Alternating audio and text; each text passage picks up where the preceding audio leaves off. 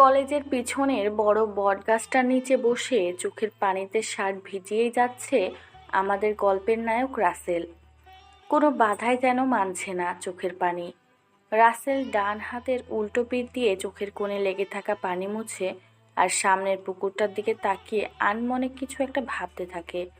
এমন সময় ওর বন্ধু রাফি সেখানে চলে আসে। তুই আজকেও কান্না করছিস? তোকে কতবার বলেছি ওই মেয়েকে ভুলে যেতে, কিন্তু তুই তো নাছোড়বান্দা, ভাঙবি তবুও মচকাবি না। কি করে ভুলবো ওকে বল? আমি নিজেকে যতটা না ভালোবাসি তার থেকে হাজার গুণ বেশি ভালো ওকে বাসি। ঈশ্বর যে আমার বেঁচে থাকার উৎসাহ। ওকে ছাড়া আমি এটাকে পৃথিবীকে অন্ধকার মনে করি, এত আলো থাকার মাঝেও। কিন্তু তুই কি জানিস না ও তোকে দেখতে পারে না? কতটা অবহেলা করে। সে আর আগের মতো নেই, অনেক বদলে গেছে। করুক না, তাতে কি? অবহেলা করাটা ওর অধিকার, আর অবহেলা সহ্য করাটা আমার কর্তব্য। তা আজকে আবার তোর সাথে ইশরাত কি করেছে সেটা একটু খুলে বলতো। আজকে দেখলাম ঈশাদ অন্য একটা ছেলের সাথে একসঙ্গে বাইকে বসে ঘুরছে। আমি কি এতটাই খারাপ বল যে আমাকে ভালোবাসা না দিয়ে এত এত অবহেলা দিচ্ছে? কেন ঘুরবে না বল? তুই যে একটা এতিম সেটা কি ভুলে গেছিস? তুই কোথায় আর ও কোথায়, একটাবার সেই কথাটা চিন্তা করে দেখেছিস? কখনই কি ওকে ভালো রেস্টুরেন্টে নিয়ে খাওয়াতে পেরেছিস 2 বছরে? যে আজকাল মেয়েরা ওই জিনিসটাই বেশি পছন্দ করে। তুইও এতিম বলছিস? আর বলবেই বা না কেন? আমি তো সত্যি একটা এতিম। আচ্ছা, এই পৃথিবীতে কি টাকাই সব? আমার মতো মানুষের কি কোনো মূল্য নেই? সরি, তোকে এতিম বলতে চাইনি, শুধু মনে করিয়ে দিলাম। আর টাকায় যদি সব না হতো, তাহলে যে তোকে এত ভালোবাসে সে কেন দূরে সরে যাচ্ছে ধীরে ধীরে? না, তুই এভাবে বলিস না। আমি ওকে ছাড়া একটা সেকেন্ডও ভাবতে পারি না। জানিস তো, গাছ যেমন মানুষের থেকে বের হওয়া কার্বন ডাই অক্সাইড ছাড়া বাঁচতে পারে না, তেমন করে ঈর্ষাদ হলো আমার বেঁচে থাকার একমাত্র অক্সিজেন। তাহলে তুই বল, আমি সেই অক্সিজেন ছাড়া কিভাবে বেঁচে থাকতে পারি? থাক তুই তোর এই দেমাগে ইসরাতকে নিয়ে, অবহেলায় পুড়ে পুড়ে মর, আমি গেলাম। রাফি রাগ দেখিয়ে সেখান থেকে চলে যায়। রাসেল এক ধ্যানে রাফির যাওয়ার দিকে পলকহীন চোখে তাকিয়ে থাকে। আপনারা তো কিছুই বুঝতেছেন না, তাই তো? আর বুঝবেনই বা কি করে বলেন? কারণ এই কালো ভূত যে বুঝিয়ে বলেইনি এখনো। তাহলে চলেন ভালো করে বুঝে আসি। রাসেল হলো এই গল্পের নায়ক। একটা এতিম বাবা মা এই পৃথিবীতে আছে কিনা সেটা আজও অজানা। হয়তো লেখক সাহেব জানেন। রাসেল অনার্স প্রথম বর্ষে পড়ে। ছাত্র হিসেবে খুবই মেধাবী, আবার সকলের অবহেলা পাওয়াতেও যেন টপ পজিশনেই আছে। কেননা বুঝতেই পারেন গরিবদের এই সমাজ কোনো দাম নেই। আর রাফি হলো বড়লোক বাবার একমাত্র সন্তান। রাসেলকে রাফি নিজের ভাইয়ের থেকেও বেশি ভালোবাসে। তাই তো রাসেল আজও এই কলেজে পড়তে পারছে। না হলে কবেই চলে যেতে হতো। হয়তো ওর কপালে পড়াশোনার শব্দটাই বিলীন হয়ে যেত। এই রে, আপনাদের সাথে কথা বলতে বলতে রাসেলের কথা তো ভুলেই গেছি। চলেন রাসেলের কাছে ফিরে যাই। রাসেল পকেট থেকে পুরনো বাটন ফোনটা বের করে ইসরাতের নাম্বারে কল দেয়। একবার রিং হয় কিন্তু কল রিসিভ করে না। দুইবার দেবার পরে 440 ভোল্টের রাগ নিয়ে কলটা রিসিভ করে বলে, কি জন্য এখন আবার ফোন করেছো? তুমি জানো না আমার সামনে পরীক্ষা? হো, তোমার সামনে তো পরীক্ষা। আমার সেটা মনে ছিল না। তা একটু ভালো করে বললেই তো পারতে। তোমার সাথে এত প্রেমের সুরে কথা বলার সময় বা ইচ্ছা কোনোটাই নেই। আমাকে যখন তখন ফোন দিয়ে বিরক্ত করবে না, বলে দিলাম। আমি কি সত্যি তোমার বিরক্তর কারণ? আমার সাথে একটু মন খুলে কথা বলতে কি ইচ্ছা করে না তোমার? না, করে না।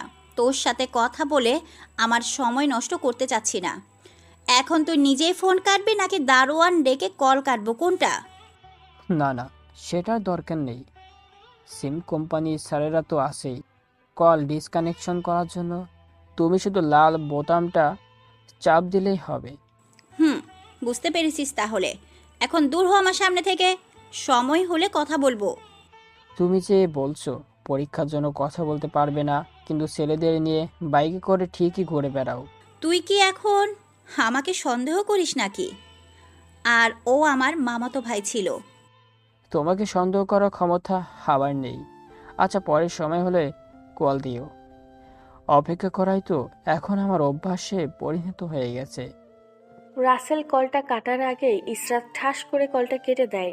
রাসেল আবারও চোখের পানি মুছে দীর্ঘ একটা শ্বাস ফেলে সেখান থেকে চলে আসে গ্যারেজে। কারণ রাসেল এখানেই কাজ করে এক মুঠো ভাত পেটে দিয়ে শান্তিতে ঘুমোতে পারে। রাসেলের আজকে কাজে আসতে লেট হওয়াতে মালিক এসে ঠাস করে একটা থাপ্পড় দিয়ে বলে, তোকে এই জন্য কাজে রাখিনি যে আমার ব্যবসার ক্ষতি করবে। কয়টা বাজে দেখেছিস? খুব তো বলেছিলি তোর দ্বারা আমার ব্যবসার উন্নতি হবে, এখন তো ব্যবসার লাল বাতি জ্বালাচ্ছিস। আসলে আজকে একটু বেশি সময় কলেজে থাকতে হয়েছে, তাই আসতে একটু লেট হয়েছে। এমনটা আর হবে না। পরে কি করবে শুনি? নিজের পেটের ভাত জোগাড় করতে পারিস না, আবার পড়াশোনা করিস। তা কাজ কর। রাসেল সেখান থেকে গিয়ে কাজ করতে লাগে। চোখের পানি কখনোই রাসেলের চোখ থেকে সরতেই চায় না। সে যেন ওর সারা জীবনের সঙ্গী হয়ে গেছে। রাসেল দুঃখী মনে কাজ করে রাতে বাসায় এসে হাড়ির দিকে তাকিয়ে দেখে দুমুঠো চাউল আর 2টা আলু ছাড়া কিছুই নেই। কি আর করবে রাসেল, চাউল ধুয়ে আলু 2টা ভাতের মাঝে দিয়ে গোসল করতে নেয়। ভাত রান্না শেষ করে আলু ভর্তা করতে নিয়ে দেখে এক ফোঁটা সরিষার তেলও নেই। কি আর করা, অমনি লবণ মরিচ ঢেলে ভর্তা করে খাবার খেতে বসে। তৃপ্তি সহকারে খাবার খেয়ে নেয়। খাবার রুচি দেখে মনে হচ্ছে যেন রেস্টুরেন্ট থেকে কাচ্চি বিরিয়ানি এনে খেলো। হে আল্লাহ, তোমার ভান্ডারে কি শুধু আমার জন্য কষ্টই ঘোষিত আছে?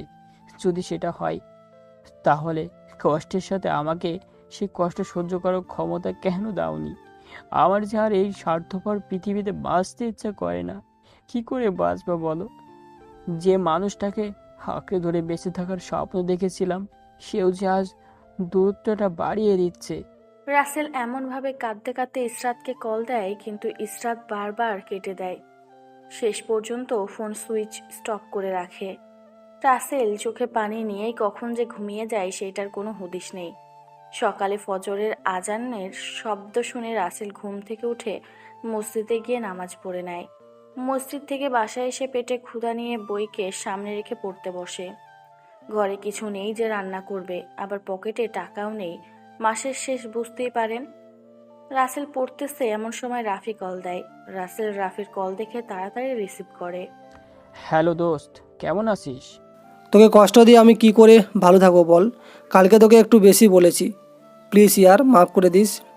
দূর বোকা, কষ্ট যার জীবন সঙ্গী তার আবার নতুন করে কষ্ট কেন হবে? দেখ, এইভাবে বলিস না। আমি জানি তোর অনেক কষ্ট হয়েছে আমার কথাগুলো শুনে। না রে, তুই যেমনটা ভাবছিস তেমনটা আসলে মোটেও হয়নি। আচ্ছা বাদ দে তো এইসব এখন।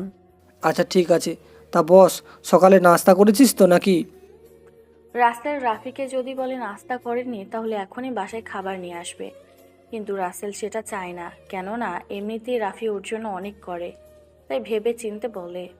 হুম, আমি খেয়েছি, তুই খেয়েছিস নাকি রাইসের জন্য না খেয়ে দিন কাটাচ্ছিস? ও, আপনাদের তো বলাই হয়নি। রাইসা হলো রাফির ক্রাশ, কিন্তু আফসোস রাফি মনের কথা এখনো রাইসাকে বলতে পারেনি। কারণ রাইসা অনেক রাগী, কাউকে পাত্তা দেয় না। ইশরাতের বান্ধবী বলে কথা। এই দেখেন, একজনের পরিচয় দিতে এসে আরেকজনের কথা মনে পড়ে গেল। চলেন সেটাও শুনে নেই। পুরো নাম ইশরাত জাহান, সবাই ইশরাত বলেই ডাকে। ইশরাত এবার ইন্টার প্রথম বর্ষে পড়ে। ইশরাত হলো ধনী বাবার একমাত্র আদরের মেয়ে। ওর বাবা এই দেশের নামকরা বিজনেসম্যানদের মধ্যে একজন, মাও ডাক্তার, তাই অহংকারটাও একটু বেশি। এবার চলেন মূল গল্পে। আরে দোস্ত, কি যে বলিস না, ওর চাঁদ মুখটা দেখলেই তো আমার পেট ভরে যায়, খাবারের প্রয়োজন থাকে না। কি যে বলিস তুই! সেটা যদি হইতো, ইশরাত তো সেই লেভেলের সুন্দরী, কেউ আমার তো না খেলে পেটই ভরে না। হ, তোমারটার যেই অহংকার আর শরীর ভর্তি কারেন্ট, তাই তো ওর থেকে তোর কাছে পাওয়ার আসে নাই। তাহলে ক্ষুধা তোর না লাগিয়ে যাবে কোথায় বল? ভুলে যাস না, আর রাইসাও কিন্তু ইশরাতের বান্ধবী, আর বলতে গেলে আর রাগের দিক থেকে কেউ কম না। সেই জন্য তো আজও ওকে ভালোবাসি, কথাটা বলার সাহস করতে পারছি না। এইভাবে অনেক সময় কথা বলে রাফি রাসেলকে রেডি হয়ে বের হতে বলে। ফোন কেটে দেয়। রাসেলও কল কেটে দিয়ে সেই পুরনো শার্ট আর প্যান্ট পরে বের হয়। একটু পরেই রাফি বাইক নিয়ে ওর সামনে এসে দাঁড়ায়। মাম্মা, তাড়াতাড়ি বাইকের পেছনে বস, সময় নেই হাতে বেশি। কেন, সময় আবার হাত থেকে কোথায় গেল? নাকি আজকাল সময়কেও রাইসার কাছে রেখে দিস নাকি?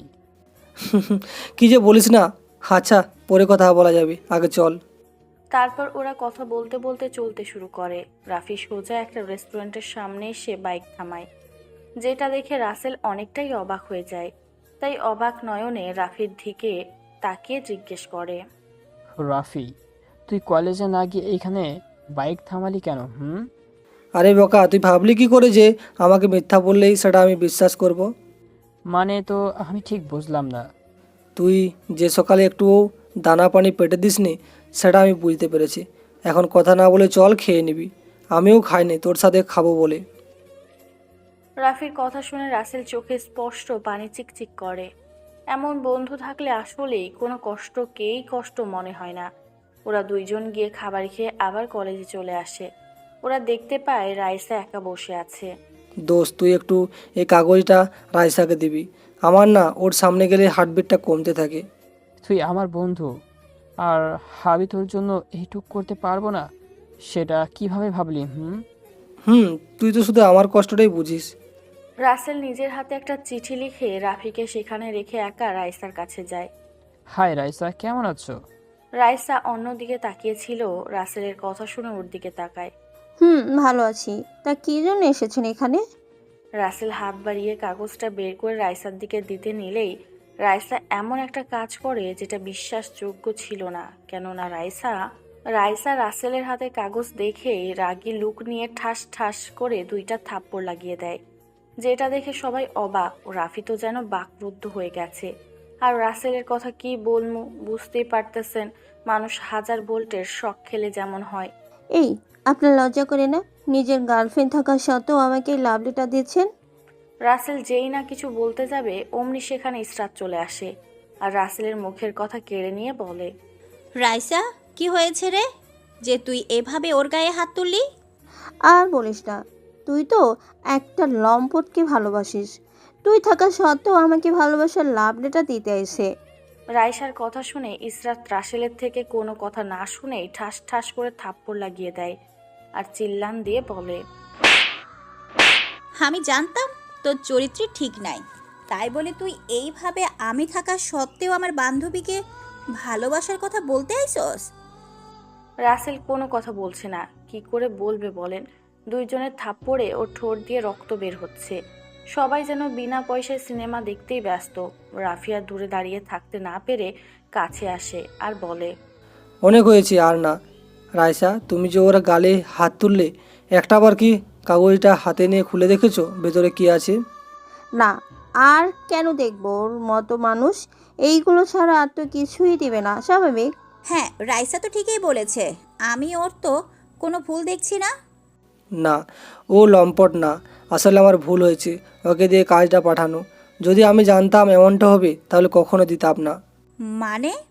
আমি অনেক দিন ধরেই তোমার বান্ধবী রাইসাকে নিজের থেকে বেশি ভালোবাসি, কিন্তু রাইসা যদি রাজি না হয় বা ওর যে রাগ কিছু বলে ফেলে, তাই ভালোবাসি কথাটা বলার সাহস হয়ে ওঠেনি। আজকে রাসেলকে দিয়ে আমার মনের কথা কাগজে লিখে পাঠিয়েছি, আর এইসব হয়ে গেল। রাফির কথা শুনে রাইসা তো লজ্জায় লাল হয়ে যায় আর এই দিকে রাসেল ওঠে। আর রাফি, তুই থাক, আমি গেলাম, ভালো লাগছে না। রাসেলের কথা শুনে রাফি যে কিছু বলবে সেটা আর হলো না, কেননা রাসেল বলেই চলে যায়। এইদিকে রাইসা ও ইসরাত একটু অপরাধ বোধ করে। ইস, আমি পাগলটার সাথে এত বড় ভুল করে ফেললাম। একটাবার বুঝতেও চেষ্টা করলাম না। বুঝবে কি করে? এখন যে অন্যকে পেয়ে গেছো, আমার বন্ধু হয়ে গেছে পর। মনে রেখো, একদিন ঠিকের হিসাব কষতে হবে, কিন্তু সেদিন কোনো ফর্মুলা দিয়েই ফল মেলাতে পারবে না। বলেই রাফিও সেখান থেকে চলে যায়। এদিকে রাইসা তো মনে মনে সেই খুশি যে রাফিও ওকে ভালোবাসে, কেননা রাইসাও আগে থেকেই রাফিকে পছন্দ করে। ধুর, ওর জন্য আমি কেন কষ্ট পাচ্ছি? একটু পরেই তো আবার ঠিকই আমার কাছে চলে আসবে। তা হয়তো আসবে, কারণ রাসেল ভাই যে তোকে একটু বেশি ভালোবাসে। কিন্তু আমি রাফির ভালোবাসার উত্তরটা দিতে পারলাম না। কি রে, তাহলে তুই ওকে ডুবে ডুবে রাফি ভাইয়ের প্রেমে জল খাচ্ছিস নাকি? রে, আমিও যে ওকে অনেক ভালোবাসি, আগে থেকেই ভালোবাসি, কিন্তু অজানা ভয়ে বলতে পারিনি। আজকে সেই খুশি যেটা তোকে বলে বোঝাতে পারবো না।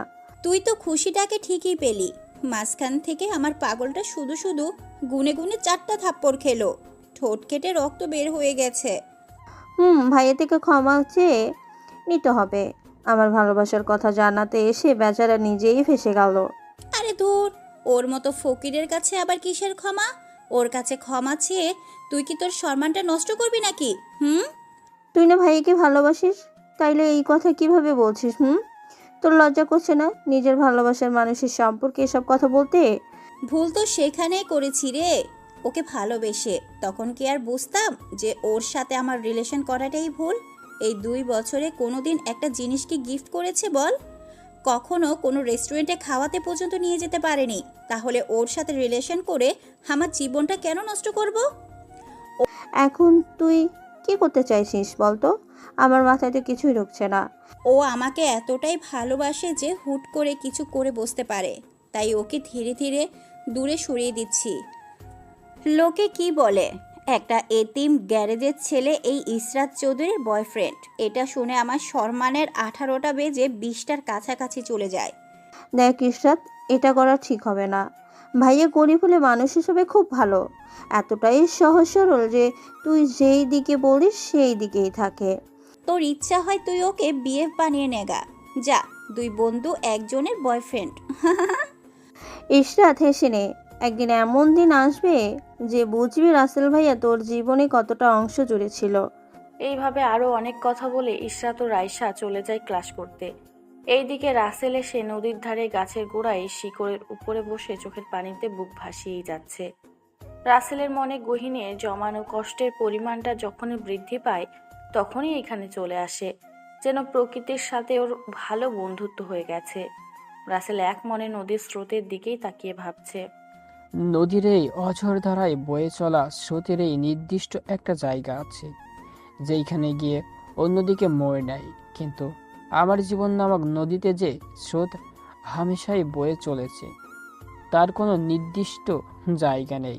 ওই আল্লাহই আমাকে যদি এই পৃথিবীতে একা করে রাখবে, তাহলে আমাকে এই স্বার্থপর পৃথিবীতে পাঠিয়েছো কেন? জানো, যখন সবাই আমাকে এতিম বলে তখন মনে হয় আমার এই ছোট্ট কলিজাটা কসাইখানার গরুর কলিজা কেটে টুকরো টুকরো করার মতো লাগে। তারা কেন বোঝে না আমি কি নিজে থেকে এতিম হয়েছি, নাকি তুমি আমাকে এতিম করে পাঠিয়েছো? আমার বাবা মা তো আমাকে এই পৃথিবীতে আলো দেখিয়ে বেঁচে গেছে, রেখে গেছে আমাকে এই দুঃখের সাগরে ভাসতে ভাসতে জীবন সংগ্রাম করার জন্য। জানি না এই পৃথিবীর বুকে আজও তারা আছে নাকি তোমার কাছে থেকে আমার কষ্ট দেখে মজা নিচ্ছে। রাসেল এক মনে এসব ভেবেই যাচ্ছে। এইদিকে অনেকটা সময় ধরেই রাফি কাজে ব্যস্ত থাকার কারণে রাসেলের খবর নিতে পারেনি। হঠাৎ রাসেলের কথা মনে হলে ফোন করে। রাসেল রাফির নাম্বার দেখে চোখের কোণে জমে থাকা পানি মুছে ফোনটা রিসিভ করে। হ্যাঁ দোস্ত, বল। কোথায় তুই এখন? লোকালয়ে তো আমার থাকতে ভালো লাগে না, তাই লোকালয়ে মুক্ত জায়গায় নীল আকাশের নিচে নদীকে সঙ্গী বানিয়ে বসে বসে তার সাথে নিজের কষ্টগুলোকে ভাগ করে নিচ্ছি। যদি নদীর স্রোতের মতো আমার বুকে জমে থাকা কষ্টগুলো ভেসে যেত। দেখ, এইভাবে বলিস না, আমার ভুল হয়ে গেছে তোকে ওখানে পাঠিয়ে। আমি যদি আগে একটাবার ভেবে দেখতাম এমনটা ঘটবে, তাহলে কখনোই তোকে যেতে দিতাম না। তুই মিশা মিশা নিজেকে দোষারোপ করছিস। আমার আল্লাহ যে ওই আমার জীবন খাতায় আগেই লিখে রেখেছিল, যেটা কেউ পরিবর্তন করতে পারি না। তোর সাথে কথা বলে কোনোদিন পেরে ওঠেনি, আজকে তাহলে কীভাবে পেরে উঠবো বল? আচ্ছা তুই চলে আয়, ওখানে থাকতে হবে না। এভাবে আরও কিছু সময় কথা বলে রাফি কল কেটে দিলে রাসেল সেখান থেকে উঠে গ্যারেজে এসে কাজ করতে লাগে। কাজ করতে করতে সন্ধ্যার আধার ঘনিয়ে আসে। রাসেল কাজ শেষ করে বাসায় চলে আসে। বাসায় রেঁধে খাবার মতো কিছুই নেই, শুধু ফ্রিতে পাওয়া পানি ছাড়া। আবার এখন তো এই পানিও অনেক জায়গায় ফ্রিতে পাওয়া যায় না। রাসেল পেটের ক্ষুধাকে পাথর চাপা দিয়ে 1 গ্লাস পানি খেয়ে শুয়ে পড়ে। ভীষণ মনে পড়ছে ইসরাতের কথা, তাই বিছানার পাশে পড়ে থাকা ফোনটা হাতে নিয়ে ইসরাতের নাম্বারে কল দেয়। কিন্তু ওই যে কথায় আছে না, কপাল ভালো থাকলে সব কিছুই পাওয়া যায়, তেমনই রাসেলও পেল ওই পাশ থেকে একটা সুন্দরী মেয়ের মিষ্টি কণ্ঠে, আপনি যেই নাম্বারে কল করেছেন সেটা এই মুহূর্তে বন্ধ আছে, দয়া করে একটু পরে আবার চেষ্টা করুন। রাসেল বারবার দিতেই থাকে কিন্তু ভয়েসের কোনো পরিবর্তন হয় না। তাই কি আর করবে, বুকের মাঝে কষ্টকে লুকিয়ে রেখে ঘুমিয়ে পড়ে। আজকে যেহেতু কলেজ বন্ধ কোনো এক কারণে, তাই আর কলেজে যেতে হলো না। দোকান থেকে 5 টাকা দিয়ে একটা রুটি আর একটা চা নিয়ে রুটি ভিজিয়ে খেতে থাকে, যেটা ইসরাতের চোখে পড়ে যায়। দেখো দেখো কিভাবে আরেকটা মাল রুটি চায়ে কাপে চুবিয়ে চুবিয়ে খাচ্ছে। ছি, আমার ভাবতে ঘৃণা লাগে যে ওর মতো ফকিরের সাথে প্রেম করেছি। কত ছেলে আমার পেছনে ঘুরে, সেটা একটা বারের জন্য ভাবিনি। আসলে ইসরাত ওইখান দিয়ে গাড়ি নিয়ে কোথাও যাচ্ছিল, আর তখনই খাওয়া দেখতে পায়। রাসেল সেখান থেকে গ্যারেজে চলে আসে আর প্রতিদিনের মতো কাজ করতে থাকে। হঠাৎ ইসরাত গাড়ি নিয়ে সেখানে চলে আসে, যেটা রাসেল খেয়াল করেনি। আমার গাড়িটা একটু দেখো তো, কি যেন হয়েছে, শুধু শব্দ করে। ইসরাতের কথা শুনে রাসেল পিছনে ফিরেই তো অবাক, কেননা সত্যি সত্যি তো ইসরাত। আরে তুমি এইখানে কিভাবে? আর রাতে কতবার কল দিলাম কিন্তু তোমার ফোন বন্ধ ছিল। রাসেল একটা মোড়া ইসরাতের দিকে এগিয়ে দিতে দিতে বলে উপরের কথাগুলো। আমি এক জায়গায় গিয়েছিলাম আর সেখান থেকেই শুরু হলো এই কাহিনী গাড়ির সাথে। আর রাতে আমার ফোনে চার্জ না থাকার কারণে বন্ধ ছিল। ও আচ্ছা, বুঝতে পারছি, কোনো সমস্যা নেই। আচ্ছা তুমি এইখানে বসো, আমি তোমার গাড়ি এক্ষুনি ঠিক করে দিচ্ছি। এটাতে বসবো? তুই এটা ভাবলি কি করে? এটাতে তো আমার বাড়ির কুকুরও বসে না। ইসরাতের কথা শুনে রাসেলের হাসি মাখা মুখটা নিমেষেই মলিন হয়ে যায়। আসলেই তো এই মোড়াই কি আর সবাই বুঝতে পারে? এটা ছাড়া তো আর কিছুই এখানে নেই। আচ্ছা তুমি গিয়ে গাড়িতে বসে থাকো, বাইরে থাকতে হবে না। ঠিক আছে, তুই তাড়াতাড়ি গাড়ি ঠিক কর। আমি গাড়িতেই বসে রইলাম। রাসেল আর কোনো কথা না বলে গাড়িটা কাজ করতে লাগে। কিছুটা সময় পরে রাসেল গাড়ির কাজ শেষ করে। তুমি গাড়ি টেস্ট করবে নাকি আমি টেস্ট করব, কোনটা? তোর ওই নোংরা হাতে আমার গাড়ি চালালে আসলে তো গাড়িটাই নোংরা হয়ে যাবে। আমি দেখছি।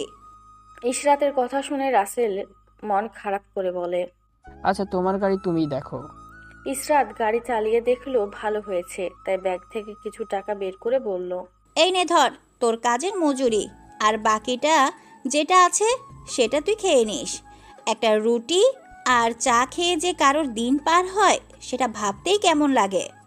রাসেল যে কিছু বলবে সেটার কোনো সুযোগ না দিয়ে ইসরাত গাড়ি নিয়ে চলে যায়। রাসেল অবাক নয়নে টাকাগুলোর দিকে তাকিয়ে ভাবে, এই কাগজের নোটের জন্য মানুষ কেমন হতে পারে সেটা ইসরাতকে না দেখলে বোঝাই যেত না। কেন বোঝে না যে এই নোটগুলো শেষ হয়ে যাবে কিন্তু ভালোবাসা কখনোই শেষ হবে না। রাসেল কথাগুলো ভাবছে ঠিক তখনই গ্যারেজের মালিক এসে এমন একটা কাজ করে বসে যেটা দেখে উপস্থিত সবাই অবাক। কেননা গ্যারেজের মালিক এসে রাসেলের হাত থেকে টাকাগুলো থাবা দিয়ে কেড়ে নেয়, যেটা দেখে সবাই অবাক। রাসেল তো মনে হয় স্ট্যাচু হয়ে গেছে। আজকে ভালো কাজ করেছিস, এতগুলো টাকা একসঙ্গে কি মজা। এই নে ধর, এটা দিয়ে কিছু কিনে খাস। পকেট থেকে একটা 10 টাকার কাগজের মূল্যবান কড়কড়া নোট বের করে রাসেলের হাতে দেয়। রাসেল আর কি করবে, সেই টাকাটা মালিককে ফিরিয়ে দেয়। দেখেন, এই টাকা তো আপনার, আমি কেন নিব? আমার কিছু খাওয়ার প্রয়োজন নেই। ও, তাহলে ভালোই হলো, 10 টাকা আমার কাছে জমা হলো।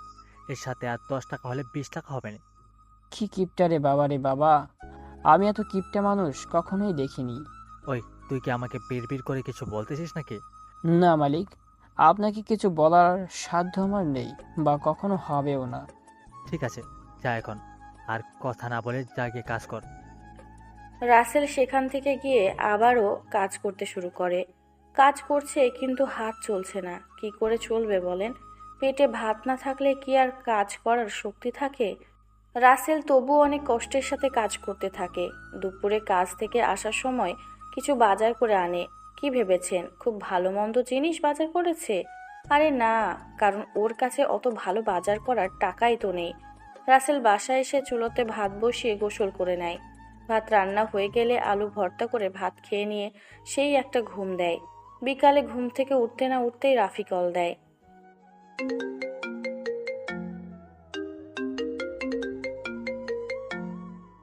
কি মাম্মা, কই তুই? একটু ঘুমাইছিলাম রে, মাত্র উঠলাম। তা কোনো দরকার নাকি? না রে, তেমন দরকার না। একটা সুখবর আছে মামা। কি সুখবর একটু বল শুনি। রাইসাও আমাকে ভালোবাসে, সেটাও নাকি অনেক আগে থেকে। আমি সত্যি অনেক খুশি রে। যাক, আমি একটু খুশি যে নিজের গায়ে থাপ্পড় খেয়েও তোর ভালোবাসার জন্য কিছু করতে পেরেছি। এমনিতেই তো আমার মতো মানুষ কারোর উপকারে আসে না। চুপ থাক, তোর উপকার আমি কোনোদিন ভুলবো না, তুই আমার জন্য অনেক করেছিস। আমার জন্য তুই যা করেছিস সেটার তুলনায় তো আমি কিছুই করিনি। হয়েছে, এখন ফ্রেশ হয়ে মামার চায়ের দোকানে চলে আয়। আর তোর জন্য একটা টিউশনের ব্যবস্থা করেছি, যেটা দিয়ে তোর কিছুটা হলেও উপকার হবে। আমার কাছে আবার কি পড়বে বল?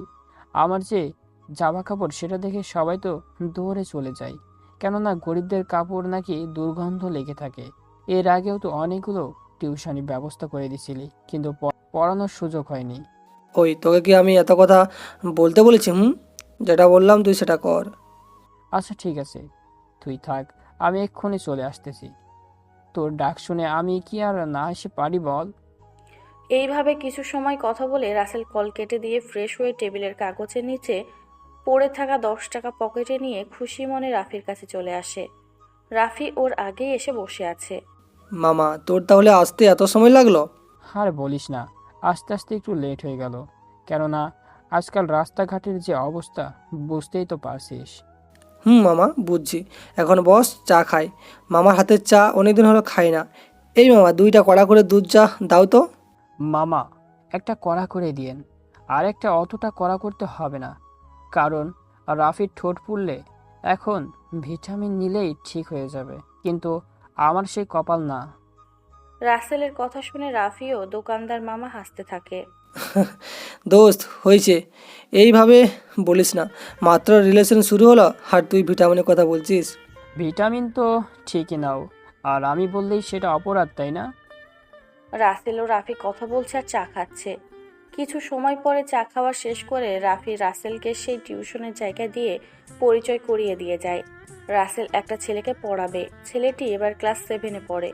রাসেল ছেলেটিকে ভালো করে পড়িয়ে চলে গেল বাসায়। সারাদিনে একবারের জন্য ইসরাতের কাছে কল দেয়নি, তাই কল দেয়। রিং হচ্ছে।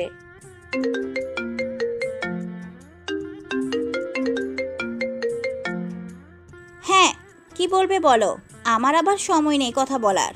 আমার সাথে কি একটু ভালোভাবে কথা বলা যায় না? তুমি কি বোঝো না, তোমার দেওয়া অবহেলা আমার কলিজা সয় না। এর থেকে ভালো ব্যবহার তুই কিভাবে আশা করিস, তাও আবার এই ইসরাত চৌধুরী থেকে? যেটা করতেছিস সেটা নিয়ে সন্তুষ্ট থাক। কি আর করার, থাকতেই হবে, কেননা আমি তো আর তোমাকে ছাড়া থাকতে পারবো না। এই জন্মেও তোমাকে চাই, আর পর জন্মেও শুধু তোমাকেই চাই আমি। তোর যদি কথা বলার শেষ হয়ে থাকে তো কল কাটমো, বল। মাত্র কথা বলা শুরু করলাম, এর আগেই তুমি কলটা কাটতে চাইছো। আচ্ছা ঠিক আছে, কথা বলতে হবে না, পরও। রাসেল উপরের কথাগুলো বলেই কলটা কেটে দেয়। এইদিকে ইসরাত মনে মনে ভাবে, ফকিরের বাচ্চা, আমি তো এটাই চাই যে তুই আমার জীবন থেকে চলে যা। কেন পড়ে আছিস? তোকে যে আমি আর ভালোবাসি না। তোর মতো খ্যাতকে আমার একদম সহ্য হয় না। রাসেল রাতের খাবার খেয়ে বই নিয়ে পড়তে থাকে। গভীর রাত পর্যন্ত পড়ে রাসেল বইয়ের উপরেই মাথা দিয়ে ঘুমিয়ে যায়। সকালে ঘুম ভাঙে পাখির কিচিরমিচির শব্দে। এই সময়টা যেন খুবই মধুমাখা একটা সময়। এখনও সূর্যি মামা তার আবরণের খোলস থেকে বাইরে আলো নিয়ে আসেনি, তাই তো শিশির কণাগুলো ঘাসের উপরে পড়ে চিকচিক করছে। রাসেল প্রতিদিনের তো রান্না বসিয়ে একটু বই নিয়ে পড়তে বসে। খাওয়া দাওয়া করে কলেজের সময় হলে কলেজে চলে যায়। রাসেল এসে দেখতে পায় রাফি আর রাইসা বকুল গাছটার নিচে বসে আছে। রাসেলের একটু খারাপ লাগে, তাই মনে মনে ভাবে, জিএফপি আমাকে ভুলে গেলি দোস্ত, যে তুই কলেজে আমাকে কখনো না নিয়ে আগে আসতি না, আর সে তুই আজকে ঠিকই এসে বসে আছিস। আসলে মানুষ ঠিকই পরিবর্তন হয়, কিন্তু জীবনের ডায়েরিতে জমে থাকা কালো কালির লেখা স্মৃতিগুলো পুরাতন হয় না।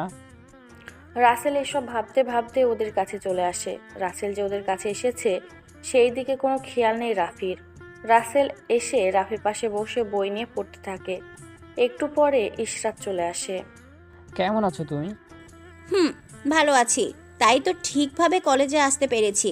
সেটা কি দেখছিস না? ও, আসলে তুমি তো ঠিকই বলেছ, আমি আসলে ওইটা খেয়াল করিনি, কেননা তোমার চাঁদ মুখটা দেখলে দুনিয়ার সব কিছুই ভুলে যাই। এই দেখ, আমি কোনো গাড়ির চাকা নই যে তুই পাম দিলেই ফুলে উঠবো। সো বুঝে চুপ থাক। আমার সাথে কি একটু ভালোভাবে কথা বলতে পারো না? এমনভাবে কথা বলছি সেটাই তোর কপাল ভালো, বুঝলি? তুমি অনেক বদলে গেছো ইসরাত, কিন্তু মনে রেখো আমি কখনো বদলাবো না। এখনো বলবো তোমাকে নিজের জীবনের থেকেও বেশি ভালোবাসি। আর মরণের পরও আল্লাহর কাছে তোমাকে চেয়ে বলবো ঠিক আগের মতোই তোমাকে ভালোবাসি। ধুর, এত পেঁচাল ভালোই লাগে না। এ রাইসা, ওকে এখান থেকে চলে যেতে বলতো। ওর কথা আমার শুনতেই গা শিনশিন করে। কি বলিস এসব? যে মানুষটার সাথে একটা মুহূর্ত কথা না বলে থাকতে পারতি না, আমরা হাজার বারণ করার পরও, আর সেই তুই আজ কি বলছিস? ঠিকই বলছি, এখন আর ওকে আমার দেখতে ইচ্ছে হয় না। ওর কি যোগ্যতা আছে এই ইসরাত চৌধুরীর সাথে প্রেম করার? আর সব থেকে বড় কথা, আমি আগে জানতাম না যে ও একটা এতিম, আর আমি কোনো এতিমের সাথে থাকতে পারবো না। রাসেল তো ইশরাতের কথা শুনে ওখানে স্ট্যাচু হয়ে বসে থাকে। মনে হচ্ছে এখনই চোখের কোণে জমে থাকা বিন্দু বিন্দু পানির ফোঁটা ঝরে পড়বে। ঠিক আছে ইসরাত, আর তুমি ঠিক বলেছ। এই সমাজে এতিমরা একটা বোঝা স্বরূপ, যেটাকে বহন করা কষ্টকর, আবার ফেলে দেওয়াও কষ্টকর। ভাইয়া, আপনি কিছু মনে করিয়েন না, আর ওই দিনের ব্যবহারের জন্য সরি। আসলে আমি বুঝতে পারিনি যে আপনার কোনো দোষ নেই। আরে এখানে ক্ষমা চাওয়ার কি আছে? যে মানুষের পৃথিবী জুড়ে আমি ছিলাম, সে যখন বুঝলো না, আর তুমি তো জানোই না। রাফি, তোর কথা বলা শেষ হলে ক্লাসে চলে আসিস, আমি গেলাম। রাফির কোনো কথা না শুনেই রাসেল সেখান থেকে চলে আসে ক্লাসে। পিছনের বেঞ্চে বসে বইয়ের উপরে মাথা দিয়ে চোখের পানি ফেলতে থাকে। আজ ভালোবাসার মানুষটার কাছেও এতটা অবহেলার পাত্র হয়ে গেল। ভাবতেই রাসেলের অবাক লাগে। আগের সময়টা কতই না ভালো ছিল, যখন ইসরাত রাসেলকে ছাড়া কিছুই বুঝতো না। রাসেল এইসব ভাবছে, তখনই রাফি এসে ওর মাথায় হাত রাখে। শরীরে আজকে রাইসাকে নিয়ে আসার জন্য তোকে আনতে পারিনি, বুঝতেই পারিস নতুন গার্লফ্রেন্ড বলে কথা। আরে এটা এইভাবে বলার কি আছে? আজকাল তো সবাই আমাকে অবহেলাই করে যাচ্ছে, তুইও না হয় তাদের দলে যোগ হয়ে যা। রাফি বুঝতে পারে রাসেলের কতটা কষ্ট হয়েছে। সবচেয়ে বেশি কষ্ট পেয়েছে ইসরাতের ব্যবহারে, তাই বলে দোস্ত, এখনও সময় আছে। এখনও কিন্তু ইসরাতকে ভুলে নতুন করে জীবনকে সাজিয়ে নে, না হলে ইসরাতের দেওয়া আগুনে তোকে সারা জীবন জ্বলতে হবে। তুই কি কখনো লক্ষ্য করেছিস, মাছকে পানি থেকে শুকনায় রাখলে বাঁচতে পারে না? তেমনি আমিও যে ইসরাতকে ছাড়া বেঁচে থাকার কথা চিন্তাই করতে পারি না। ওই যে আমার বেঁচে থাকার অক্সিজেন। বুঝেছি, কিন্তু ইসরাতের ব্যবহার দেখিসনি দিন দিন তোর প্রতি কেমন হয়ে যাচ্ছে। আরে সমস্যা নেই, ও আমাকে যতটা খুশি অবহেলা করুক, আমি না হয় সে অবহেলাকে ভালোবাসা মনে করে বুকে জড়িয়ে নিব। আসলে ইসরাত এখন আর তোকে ভালোবাসে না, যেটা আচরণে বুঝিয়ে দিচ্ছি, কিন্তু মুখে বলতে পারছে না। রে, সব কিছুই বুঝি, কিন্তু একটা কথা জানিস তো, থাকতে মূল্য কেউ বোঝে না, হারিয়ে গেলে তার মূল্য ঠিকই বোঝে। কিন্তু আফসোস, সময় থাকতে তখন আর ভালোবাসি বলে যে ওকে আপন করে পেতে হবে, সেটা না হয়। আমি না হয় অপূর্ণতার মাঝে নিজেকে সুখী মনে করব। তোর যা ইচ্ছা কর, আমি কিছুই বলবো না, কারণ তুই অন্ধ হয়ে গেছিস ইসরাতের প্রেমে। হুম, তুই ঠিকই বলেছিস, আমি ওর ভালোবাসায় অন্ধ হয়ে গেছি। রাতের আধারে টর্চ লাইট ছাড়া যেমন পথ চলা দুষ্কর, তেমনি ওকে ছাড়া আমার জীবন নামক পথ চলার কথা কল্পনাও করা দুষ্কর। এইভাবে আরো অনেকভাবে রাফি রাসেলকে বোঝাতে থাকে, কিন্তু রাসেল নানান যুক্তি দেখিয়ে সেটা উড়িয়ে দেয়, যেন যুক্তিবিদ্যায় পিএইচডি করে এসেছে। এইভাবে সবগুলো ক্লাস শেষ হয়ে যায়। রাসেল একাই চলে যায় বাসায়, কেননা রাফির এখন রাইসার কাছে ওকেও সময় দিতে হয়। একটা এতিমের জন্য তো আর নিজের কষ্টে জোটানো ভালোবাসার মানুষকে দূরে ঠেলে দিতে পারে না, তাই না বলেন? রাসেল বাসায় বইগুলো রেখে চলে যায় গ্যারেজে। এসে প্রতিদিনের মতো এক বস্তা বকা শুনে কাজ করতে থাকে। রাতে বাসায় এসে ভাত রান্না করতেছে, এমন সময় রাফির ফোন আসে। রাসেল মোবাইলের স্ক্রিনে তাকিয়ে রাফি নাম দেখে তাড়াতাড়ি কলটা রিসিভ করে। হ্যাঁ দোস্ত, বল, কি জন্য কল দিলি? তোর তো আবার রাইসাকে ছাড়া সময় কাটে না। এখন তো প্রায় ভুলেই যাচ্ছিস যে তোর একটা এতিম বন্ধু আছে। দোস্ত, এইভাবে বলিস না, আসলে তখন কিছু বলার ছিল না রে। বুঝতেই পারিস, নতুন নতুন প্রেম আমার, তাও আবার অনেক কষ্টের উপর দিয়ে পার করছি। হুম, বুঝতে পারছি। আর আল্লাহর কাছে একটাই দোয়া করি, তোদের প্রেমটা যেন আমার মতো না হয়। এইভাবে আরও কিছু কথা বলে রাসেল কলটা কেটে দেয়। নানান কষ্ট অবহেলার মাঝে দিয়েই চলতে থাকে রাসেলের জীবন। ইশরাতের দেওয়া কষ্টগুলোতে আর চোখের পানি ঝরে না, কারণ সব পানি আগেই ফুরিয়ে গেছে। একদিন রাসেল কলেজে আসে একটু লেট করেই। ভিতরে গিয়ে দেখতে পারে রাইসা ও ইশরাত বসে আছে। কিন্তু অবাক করা বিষয় হলো ইশরাত সেই দিনের ছেলেটার সাথে অন্তরঙ্গভাবে কথা বলছে। যেই দেখবে সেই বলবে এরা মেড ফর ইচ আদার। তাহলে রাসেল কিভাবে মানবে এটা ইশরাতের ভাই?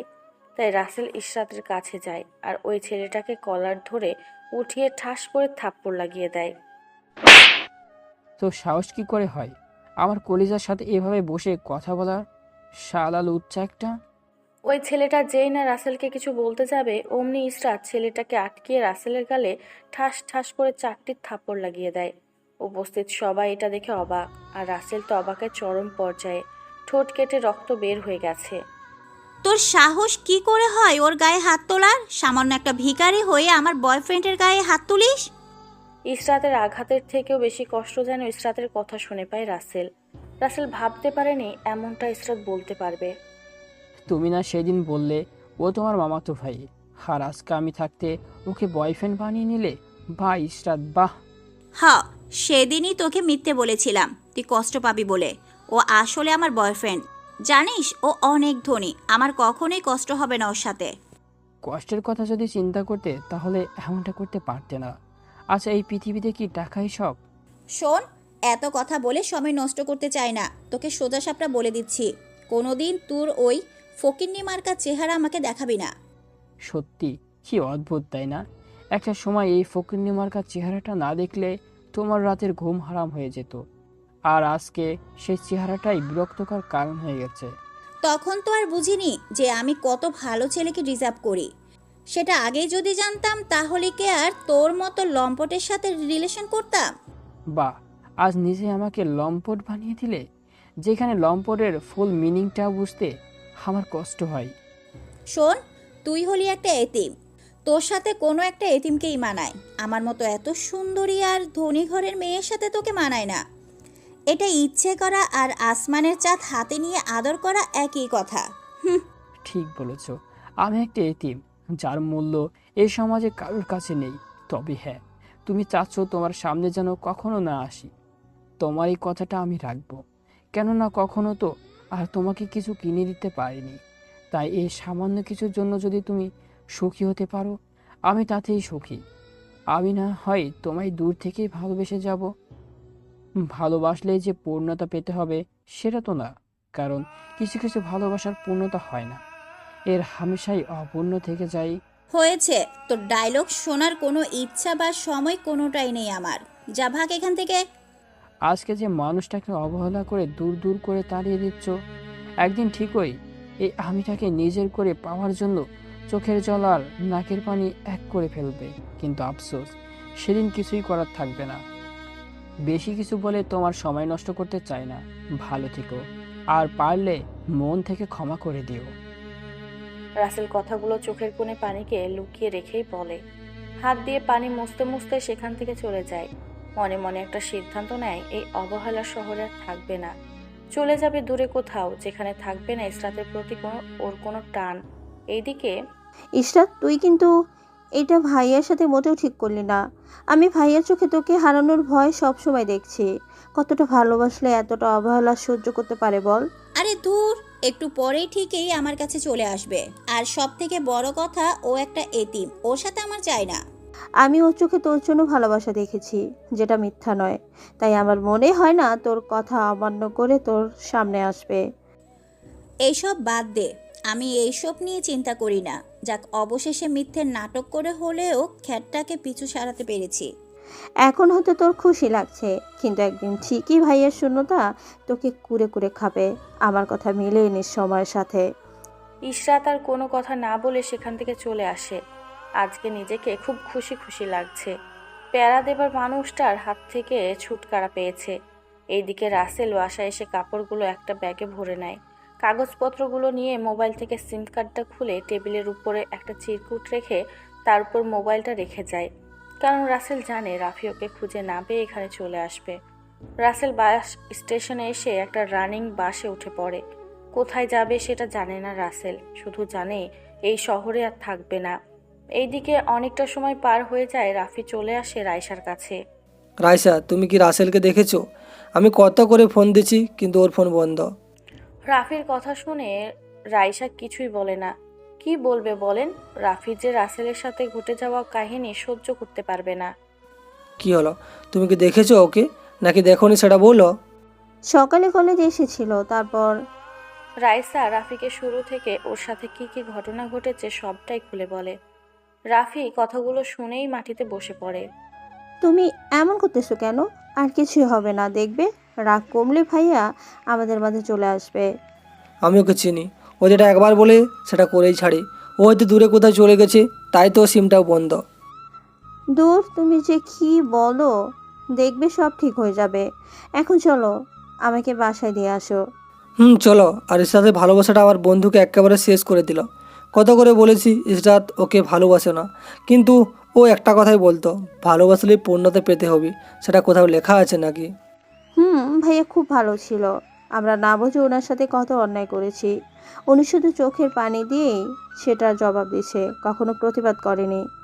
এইভাবে কথা বলতে বলতে রাফি রাইসার সাথে চলে যায়। এইদিকে রাসেলের চোখ থেকে যেন পানি থামছেই না। রাসেল জানালায় হেলান দিয়ে বাহিরের দিকে অপলক দৃষ্টিতে তাকিয়ে হাজারো স্মৃতি মনে করতে থাকে।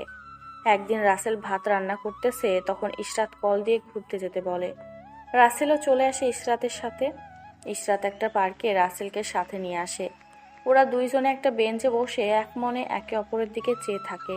একটু পরে রাসেল ঠাস করে ইশরাতের কোলে মাথা দিয়ে শুয়ে পড়ে, আর ইশরাত আর রাসেলের মাথায় হাত বুলিয়ে বিলি কাটতে থাকে, যেটা রাসেলের খুবই ভালো লাগে। আসলে এটা খুবই আনন্দময় একটা মুহূর্ত, আর যদি হয় সেটা প্রিয়জনের সাথে তাহলে তো আর কথাই নেই। ওই সারা জীবন আমাকে ওইভাবে ভালোবাসবে তো, নাকি অন্য কাউকে পেয়ে আমাকে ভুলে যাবে? শোনো, আমি তোমাকে ভালোবাসি, কোনো টাইম পাস করার জন্য নয়, সারা জীবনের জন্য আপন করে নেওয়ার জন্য। এই জন্মেও তোমাকে ভালোবাসি কথাটা আমার মুখ থেকে কখনো সরে যাবে না, আর পরের জন্মও এই কথাটাই বলবো। ইশরাত রাসেলের কথা শুনে অনেকটাই খুশি হয়, আর রাসেলের কপালে একটা ভালোবাসার পরশ এঁকে দেয়। এইভাবে অনেকটা সময় কাটিয়ে বাড়ি চলে আসে। হঠাৎ রাসেলের ভাবনার ছেদ ঘটে টিকিট নেন শব্দে। রাসেল একটা টিকিট কেটে নেয় ঢাকার। কেননা রাসেল আগে চট্টগ্রাম থাকতো, এখন ঢাকাতেই যাবে ভেবে সিদ্ধান্ত নেয়। দেখতে দেখতে অনেকটা সময় পার হয়ে যায়। অবশেষে রাসেল ঢাকার মাটিতে পিচ করা রাস্তায় পা রাখে।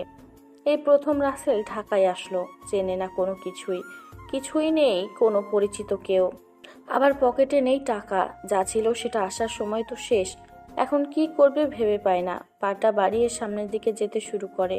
পাটাও যেন আর সামনে এগোতে চায় না, কেননা পেটে দানা পানি পর্যন্ত পড়েনি। তাহলে কিভাবে পা চলবে বলেন? তারও তো শক্তি দরকার, তাই না? রাসেল হাঁটতে হাঁটতে একটা নির্জন জায়গায় এসে একটা গাছের নিচে গাটা এলিয়ে দেয়। গাছের সাথে হেলান দিয়েই কখন যে ঘুমিয়ে গেছে সেদিকে কোনো খেয়াল নেই। বিভোর ঘুমে ঘুমিয়ে আছে রাসেল। যখন ঘুম ভাঙে তখন চোখ খুলে দেখতে পায় দিনের আলো নিভে গিয়ে রাতের অন্ধকার ঘনিয়ে এসেছে। সাথে আরো বেশি ক্ষুধা জমেছে ওর পেটে। পেটের উপরে হাত রেখে 2 ফোঁটা চোখের পানি ফেলে বলে, কি করে তোকে শান্ত করব বল? তোর এই মালিকটাই যে বড়ই অসহায়, দয়া করে শান্ত হ, আমার যে আর সহ্য হচ্ছে না। আপনারা কি ভাবছেন রাসেল পাগল হয়ে আবোল তাবোল বকছে? আরে না, আপনারা সবসময় কি ভাবেন? আসলে রাসেল ওর পেটকে ওইসব বলে একটু সান্ত্বনা দিচ্ছে। রাসেল সেখান থেকে উঠে সামনের পথের ধারে দাঁড়িয়ে থাকা একটা নলকূপ থেকে পানি খেয়ে নেয়। খুব একটা খেতে পারে না, কারণ পেট খালি থাকলে পানিও ভিতরে যেতে চায় না। তার আগেই পেট ব্যথা শুরু হয়ে যায়। তোরে একটু পানি খেয়ে শান্ত করতে চাইলাম, আর তুই ফাজলামি শুরু করছিস। আমি এখন খাবার কোথায় পাবো? এই পৃথিবীর মানুষগুলো বড়ই অদ্ভুত রে। বাচ্চাগিরি তো খাবার নষ্ট করবে, তবুও ক্ষুধায় কাতর কাউকে খেতে দিবে না। আসলে ভাই এটাই কিন্তু বাস্তব। আমরা সব সময় যেই পরিমাণ খাবার নষ্ট করি সেটা দিয়ে হাজারো মানুষের পেট ভরতো। এই কথাটা যদি একটা বার চিন্তা করতাম তাহলে হাজারো পথশিশু রাস্তায় না খেয়ে অনাহারে রাত্রি যাপন করতো না। রাসেল পেটকে কিছুতেই মানাতে পারছে না। মুখে কথা বলার শক্তিটুকুও যেন ধীরে ধীরে কমে যেতে থাকে। রাসেল ধীরে ধীরে সামনের দিকে হাঁটতে থাকে। যেতে যেতে একটা টং চায়ের দোকান দেখতে পায়। রাসেল মান সম্মানকে বাম পকেটে রেখে, চাচা, আমাকে একটা কিছু খেতে দিবেন? তাহলে খুব খুশি হতাম। ক্ষুধার জ্বালায় আমার এই পেটটা চিল্লাচিল্লি শুরু করছে। তোমার তো শরীরের কোনো অংশই নষ্ট হয়নি, তাহলে কাজ না করে খেয়ে এভাবে চেয়ে খেতে লজ্জা করে না? দোকানদারের কথা শুনে রাসেলের মলিন মুখটা আরো বেশি মলিন হয়ে যায়। কেননা এই প্রথম ও কারো কাছে কোনো খাবার জিনিস চাইলো, কারণ ও না খেয়ে থেকেছে, তবুও কারো থেকে কিছু চায়নি। চাচা, আমারে তাহলে যে কোনো একটা কাজ দিয়ে সেটার বিনিময়ে না হয় কিছু খাবার দিন। রাসেলের কথা শুনে দোকানদার পড়ে যায় আরেক বিপদে। কেননা সে ভেবেছিল উপরের কথাগুলো বললেই কাজ করার ভয় সে চলে যাবে, কিন্তু ঘটনাটা উল্টো। আমার কাছে কোনো কাজ নেই, এখান থেকে সামনের দিকে যা। দেখছেন, এই হলো মানুষের মন। কেন সে নিজেই তো বলল কাজ করে খেতে, তাহলে কাজ দিতে অসুবিধা কোথায়? আসলে আমরা মুখে অনেক কথাই বলতে পারি, কিন্তু কাজ করে দেখাতে পারি না। রাসেল সেখান থেকে আর কোনো কথা না বলে চলে যায়। যেতে যেতে সামনে দেখতে পায় একটা গাছে পেয়ারা ধরে আছে। রাসেল ক্ষুধা মেটানোর একটা উপায় দেখতে পেয়ে অনেক খুশি হয়, কিন্তু পরক্ষণেই মনটা ছোট হয়ে যায়। কেননা এই পেয়ারা গাছ তো আর তার না যে ইচ্ছে হলেই পেরে খাবে। তাই সেখান থেকে চলে আসার জন্য হাঁটতে থাকে। অমনি পেছন থেকে একটা ডাক শুনতে পায়। পিছনে ফিরে দেখে একটা লোক ওই গাছের নিচে দাঁড়িয়ে ওকে ডাকছে। রাসেল সেখানে গেলে লোকটি বলে, আমি লক্ষ্য করছিলাম তুমি গাছের দিকে তাকিয়ে কিছু ভাবছিলে। হয়তো তোমার এই পেয়ারা খেতে মন চেয়েছে, কিন্তু তুমি চুরি করে পারোনি। তুমি ইচ্ছে করলেই পারতে, কিন্তু তুমি সেটা করোনি। তাই তোমার সততা আমাকে মুগ্ধ করেছে। এই নাও, পেয়ারাগুলো তুমি নিয়ে যাও। রাসেল অনেকটাই খুশি হয়ে লোকটাকে ধন্যবাদ জানিয়ে পেয়ারাগুলো নিয়ে আসে। আসলেই আল্লাহ কোনো কিছু রিজিকে রাখলে সেটা কেউ ছিনিয়ে নিতে পারে না। এটা আসলেই সত্য। রাসেল সেখান থেকে চলে আসে একটা নির্জন জায়গায়। সেখানে এসে পেয়ারা একটা একটা করে খেয়ে নেয়। পেটটা এখন একটু শান্তি পেল। এখন রাসেলের মাথায় আরেক চিন্তা এসে ভর করে, রাতটা কাটাবে কোথায়। হাজারটা চিন্তা মাথায় নিয়ে হাঁটতে শুরু করে। হাঁটতে হাঁটতে রাসেল একটা মেয়ের চিৎকার শুনতে পায়। কে আছো? বাঁচাও আমাকে এই গুন্ডাদের হাত থেকে। রাসেল শব্দটা শুনেই চারিপাশে খুঁজতে থাকে, কিন্তু কোথাও খুঁজে পায় না। তাই আর একটু সামনে এগিয়ে আসে, আবার মনে মনে একটু ভয়ও করে। কেননা রাতের বেলা বুঝতেই পারছেন, আবারও চিৎকার দিয়ে ওঠে, বাঁচাও। রাসেল এবার দেখতে পায় সামনে থেকেই শব্দটা আসতেছে। একটু এগিয়ে গেলেই দেখতে পায় কতগুলো গুন্ডা দুইটা মেয়েকে ধর্ষণ করার চেষ্টা করতেছে। রাসেল কি করবে ভেবে পায় না। কেননা এতগুলো মানুষের সাথে কি আর একা পেরে উঠবে বলে? কেননা এমনটা সিনেমাতেই মানায়। রাসেল ওখানে চলে আসে। এই, আপনারা ওনাদের সাথে এমন করতেছেন কেন? রাসেলের কণ্ঠ শুনে আহানা ও নিধি অনেকটাই ভরসা পায়। এইদিকে গুন্ডাগুলো, তোর সাহস তো কম না, আমাদের শিকারের সামনে কথা বলিস? বাঁচতে চাইলে দৌড়ে পালা এখান থেকে। রাসেল গুন্ডাগুলোর কথা শুনে হু হু করে হেসে ওঠে, যেটা দেখে গুন্ডারা একে অপরের দিকে চাওয়াচাওয়ি করতে থাকে। হাসালি রে। আরে, তোদের মতো লম্পটদের কারণে আজকাল আমাদের দেশের মা বোনেরা বাইরে নিরাপদ চলাচল করতে পারে না। আমাদের বাঁচিয়ে নিন এই লম্পটের হাত থেকে প্লিজ ভাইয়া। আরে চিন্তা করেন না, আমি আছি তো আপনাদের সাথে। আপনারা এদের একটু গুনে দেখেন তো কতজন আছে এরা। সবাই রাসেলের কথা শুনে বোকা বনে যায়। আহানা গুনে রাসেলকে বলে, ভাই এরা 5 জন আছে, তবে একজনের সাইজ দেখলে কিন্তু হাতিদের মতোই মনে হয়। ভাই এরা 5 জন আছে, তবে একজনের সাইজ দেখলে কিন্তু হাতিদের মতোই মনে হয়। হ্যাঁ, কি বলেন? 5? তাও আবার একজন হাতির মতো? তাহলে তো আমার শক্তি একটু বেশি খরচ করতে হবে। এই রে, বীরের মতো কথাটা তো বলতেছি। এখন এই হাতিটা যদি আমাকে ধরে, তাহলে কি আমি বাঁচতে পারবো? রাসেলের কথা শুনে গুন্ডাদের দলে থাকা হাতিটা শরীর ঝাঁকাতে ঝাঁকাতে রাসেলের দিকে আসতে থাকে।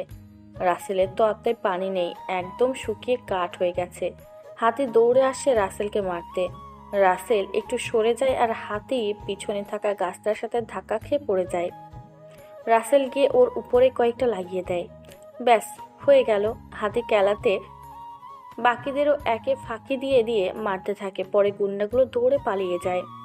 এই, তোরা পালাস কেন? আই, আমার তো এখনো পুরোপুরি ব্যায়াম করা হলো না। আহানা ও নিধি কাছে এসে বলে, ভাইয়া আপনাকে অনেক অনেক ধন্যবাদ আমাদের ওদের হাত থেকে বাঁচানোর জন্য।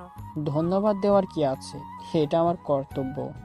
তুমি যদি আমার বোন হতে, তাহলে কি আমি তোমাদের বিপদে রেখে যেতে পারতাম বলো? আমার তরফ থেকে ও আপনাকে অনেক ধন্যবাদ। রাসেল এত সময় নিধিকে খেয়াল করেনি। নিধি কথা শুনে রাসেল ওই দিকে তাকিয়েই যেন হাঁ হয়ে যায়। মুখ থেকে একটাই শব্দ বের হয়, পড়ি। রাসেলের কথা শুনে নিধি ও আহানা একে অপরের দিকে তাকিয়ে চাওয়াচাওয়ি করতে থাকে। এখানে গুন্ডা ছিল, কিন্তু পরি থেকে আসলো? আর আমরা তো কোনো পরি দেখতে পাচ্ছি না। আমার সামনে তো দাঁড়িয়ে আছেন, আপনি কি পরীর থেকেও কোনো অংশে কম নাকি বলেন? রাসেলের কথা শুনে নিধি তো লজ্জায় লাল হয়ে যায়, আর আহানা মিটিমিটি হাসতে থাকে। ভাইয়া আমি আনহা ইয়াসমিন, আর ও হলো আমার একমাত্র কলেজের বান্ধবী অনামিকা জান্নাত নিধি। ও আচ্ছা, আর আপনাদের নামটা খুব সুন্দর। আর আমি হলাম রাসেল। আচ্ছা, আপনারা এত রাতে এখানে কেন? আসলে হয়েছে কি, আমার একটা বান্ধবীর জন্মদিনের অনুষ্ঠানে গেছিলাম, আর আসার সময় গাড়ি নষ্ট হয়ে যাওয়াতে ড্রাইভারকে গাড়ির কাছে রেখে হেঁটেই যাচ্ছিলাম। আর বাকিটা আপনি জানেনই। ও, বুঝলাম।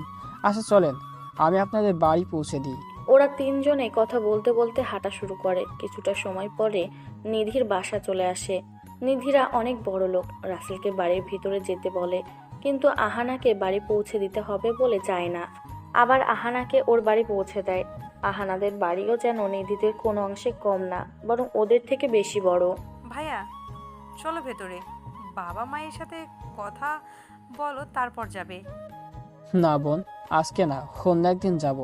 আমাকে এখন কাজ করতে হবে। আচ্ছা তাহলে আপনার মোবাইল নাম্বারটা দিন, পরে কথা বলা যাবে। সরি, আমার কোনো মোবাইল নেই। আচ্ছা বাই, আমি এখন যাই। আহানা কিছু বলার আগেই রাসেল সেখান থেকে চলে আসে। থাকবে কোথায় সেটা ভাবতেই যেন মাথা কাজ করা বন্ধ করে দেয়। রাসেল আহানাদের বাড়ির দারোয়ানের কাছে গিয়ে বলে সে আজকে রাতটা এখানে একটু থাকতে পারবে নাকি। দারোয়ান একটু ভালো ছিল, তাই রাসেলকে তার রুমে থাকতে দেয়। রাসেল দারোয়ানকে ধন্যবাদ দিয়ে রুমে এসে শুয়ে ইসরাতের কথা চিন্তা করে। ইসরাত, তুমি আমার সাথে যে নাটকটা করছো তার জন্য তোমাকে কাঁদতে হবে। তুমি দেখে নিও, তোমাকে নিজের থেকেও ভালোবেসেছিলাম। কি দোষ ছিল আমার? আমি এতিম আর গরিব, এটা কি আমার দোষ? আল্লাহ তো এমনটা আমার ভাগ্যই লিখেছে। এইসব ভাবতে ভাবতেই ঘুমিয়ে পড়ে। সকালে রাসেলের একটু দেরিতেই ঘুম ভাঙে। দারোয়ানও ডাকেনি ওকে। রাসেল উঠে রুম থেকে বেরিয়ে সামনে যেতে নিলেই আহানার বাবা মিস্টার রফিকুল চৌধুরী বলে ওঠে, এই ছেলে, তুমি এখানে কেন? তোমাকে তো এর আগে কখনো দেখিনি। আসসালামু আলাইকুম। আসলে আমি দারোয়ান কাকার থেকে সাহায্য নিয়ে রাতে এখানে থেকেছিলাম। আমার কোনো যাইবার জায়গা নেই তো তাই। ও আচ্ছা, ভালো করেছো। তা বাবা, তোমার নামটা কি শুনি? রাসেল বলতে যাবে অমনি ভিতর থেকে আহানা এসে পিছন থেকে বলে ওঠে, বাবা ওর নাম রাসেল, তোমাকে রাতে যার কথা বলেছিলাম এই সেই ছেলে। কি বলিস? আর রাসেল, তোমাকে অনেক ধন্যবাদ আমার মেয়েকে গুন্ডাদের হাত থেকে রক্ষা করার জন্য। ধন্যবাদের কি আছে? ওনার জায়গাটা যদি অন্য কেউ থাকতো তাহলে আমি ঠিক এমনটাই করতাম। তাই দয়া করে ধন্যবাদ শব্দটি বলে আমাকে ছোট করে দিবেন না। তা বাবা, তুমি রাতে এখানে থেকেছো কেন? সেটা তো এখনো শোনা হলো না। আসলে কি করে যে বলি সেটা ভেবেই পাচ্ছি না। ভাইয়া বলো তো, এত মানে মানে না করে। হ্যাঁ বাবা, বলে ফেলো। আর যদি তেমন কোনো কথা হয় তাহলে আর বলার দরকার নেই। আরে তেমন কিছু না। আসলে আমি গতকালকে এই শহরে এসেছি, আমার যাওয়ার কোনো জায়গা নেই, তাই এইখানে দারোয়ান কাকাকে বলে এইখানে রাতটা থাকার জন্য আশ্রয় নিয়েছিলাম। রাসেলের কথা শুনে সবাই অনেকটাই অবাক হয়ে যায়। রফিকুল চৌধুরীর অনেকটাই রাগ, তাই ঠাস করে রাসেলের গালে কষে একটা থাপ্পড় দেয়। রাসেল গালে হাত দিয়ে দাঁড়িয়ে থাকে, আর আহানা তো অবাক হয়ে ওর বাবার মুখের দিকে তাকিয়ে আছে। বাবা তুমি ওনাকে এইভাবে মারলে কেন? তুমি কি এইভাবে ভাইয়ের উপর প্রতিদান নিলে? মারবো না তো কি করব বল? তুই যখন ওকে বাড়ির ভেতরে আসতেই বলেছিস, তখন তো তোকে বলতেই পারতো ওর কোনো থাকার জায়গা নেই। আমার বাড়িটা কি ছোট যে ওর থাকার জায়গা হবে না? রাসেল এখনকার কথা শুনে বুঝতে পারে রফিকুল চৌধুরী একটা ভালো মনের মানুষ, তাই কিছু মনে করলো না। আপনাদের চিনি না জানি না, সেইখানে কিভাবে বলতে পারি যে আমার থাকার কোনো জায়গা নেই? আমার মেয়ের ইজ্জত বাঁচানোর সময় তো মনে করনি? আহানা তোমার অপরিচিত, তখন তো বোন ভেবে ভাইয়ের মতোই বোনকে রক্ষা করেছো। তুমি তো ইচ্ছে করলেই সেই গুন্ডাদের সাথে মিলে আমার মেয়ের ক্ষতি করতে পারতে, কিন্তু সেটা করেনি, কারণ তোমার মাঝে আদর্শ পিতামাতার রক্ত আছে। হুম, সেটা ঠিক বলেছেন। আচ্ছা, অনেক তো কথা হলো, এখন তাহলে আমি যাই। কোথায় যাবে তুমি? রাস্তায় ঘুরে পথের ধারে না খেয়ে পড়ে থাকবে? সেটা ছাড়া তো আর কিছুই করার নেই। এতিমদের জন্য এই একটাই রাস্তা আল্লাহ খোলা রেখেছে। তোমার কোথাও যেতে হবে না, আজ থেকে তুমি আমার বাসায় থাকবে। মন চাইলে একটু কাজ করিও, না হলে করবে না। তোমার উপর আমার বিশ্বাস হয়ে গেছে। বাড়িতে আমরা থাকি না, কেননা আহানা কলেজে, আমি এয়ারপোর্টে, আর তোমার আন্টি জজ কোর্টে চলে যায়। সারাদিন বাড়িটা খালি পড়ে থাকে। বাবা, তুমি ভালো একটা সিদ্ধান্ত নিয়েছো। আর আমিও ভাইয়ের অভাব কিছুটা হলেও কাটাতে পারবো। কি হবে তো আমার ভাই নাকি? হুম, ওকে তুই ভাইয়া বলেই ডাকিস। আর রাসেল, তুমি নিজেকে এতিম বললে যে? আমি একটা এতিম কারখানায় বড় হয়েছি। বোঝ হওয়ার পর কোনোদিন বাবা মায়ের মুখ দেখার সৌভাগ্য আল্লাহ আমাকে দেয়নি। ও আচ্ছা, কোনো ব্যাপার না। আজ থেকে তুমি আমার বাড়িতেই থাকবে। আর পড়তে পারো নাকি পড়োও নাই? আমি একটা গ্যারেজে কাজ করে পেটের ভাত জোগাড় করতাম, পাশাপাশি লেখাপড়া করার চেষ্টা করতাম। তুমি গাড়ি ঠিক করতে পারো? তাহলে তো ভালোই হলো। তা কি লেখাপড়া করছো? এসএসসি পাস কি করেছো নাকি 8 ক্লাস পর্যন্ত শেষ? হুম, পাশ করছি। বাবা, তুমি কি ভাইয়ার চাকরির ইন্টারভিউ নিচ্ছ?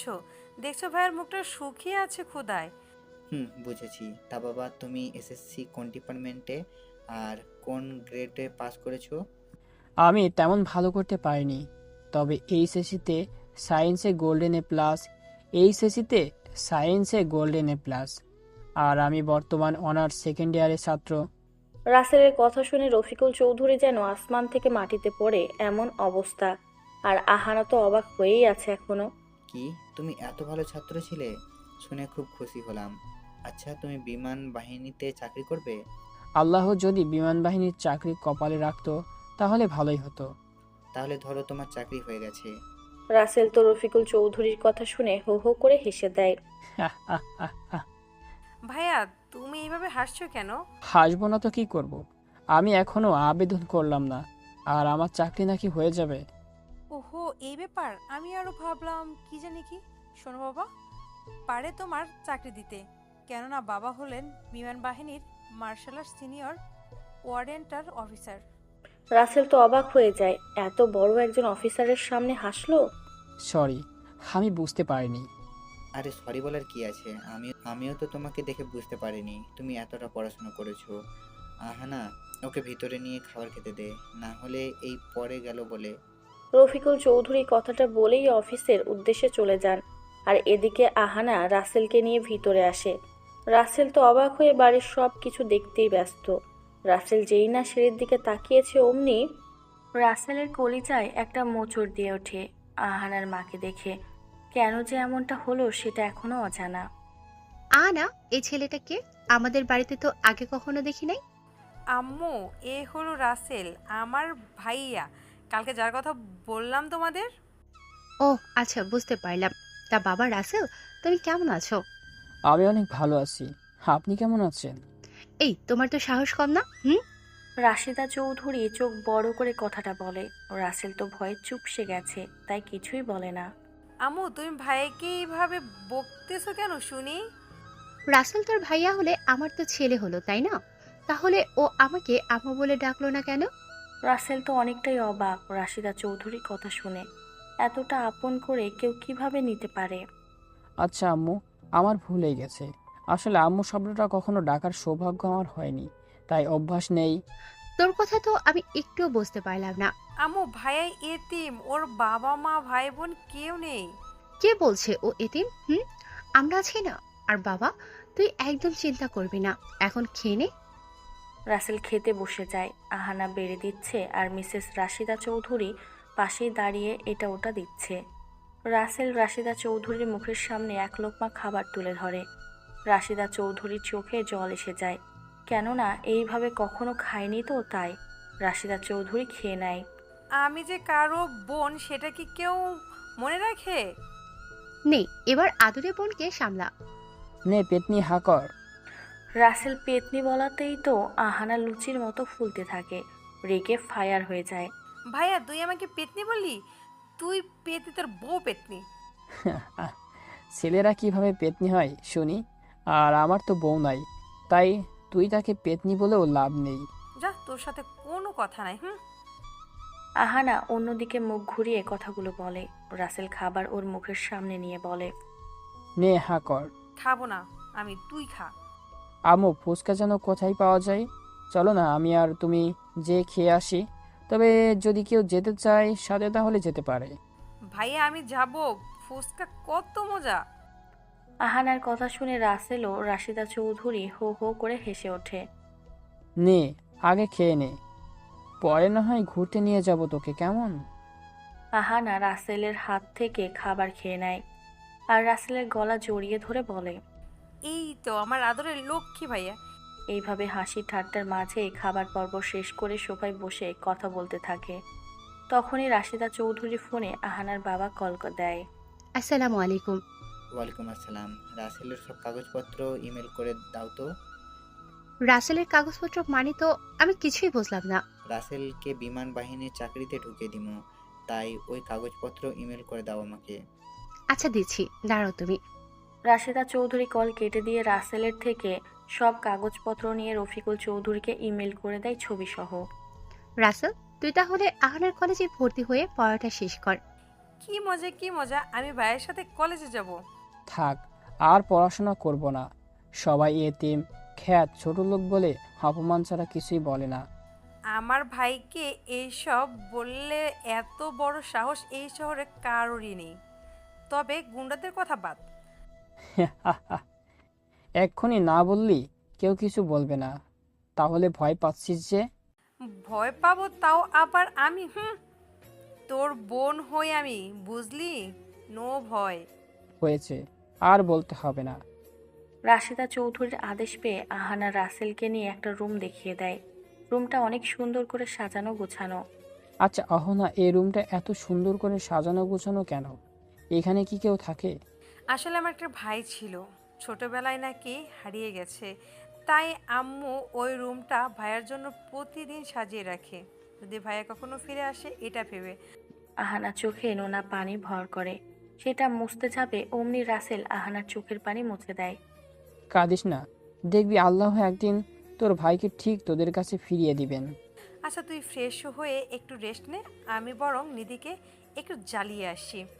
ও, তার মানে তুই এখন পরি ম্যাডামকে জ্বালানোর জন্য যাচ্ছিস? আর নিধিকে একদম রাখাস না, তাহলে কিন্তু তোকে ইনজেকশন দেবে। মানে তো কিছুই বুঝলাম না, ইনজেকশন দিবে কেন?